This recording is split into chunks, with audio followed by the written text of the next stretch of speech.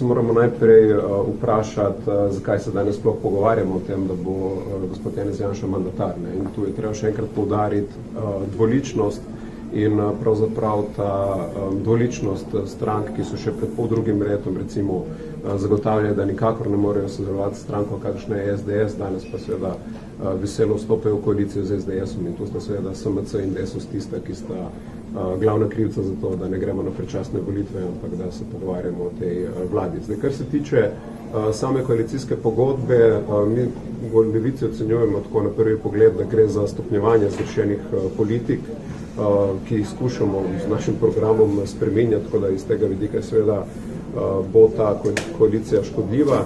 V prvi vrsti, ker že na prvih straneh napoveduje pomanjšanje javne porabe, ki ne pomeni nič drugega kot hiranje socialne države in seveda na račun davčnih odpustkov, predvsem najbogatejšim, kot lahko vidimo, se pravi gospodarstvu, različne davčne olajšave in tako naprej.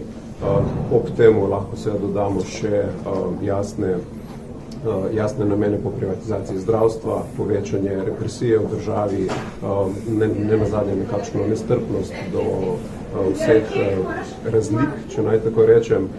Skratka, nekako nič dobrega.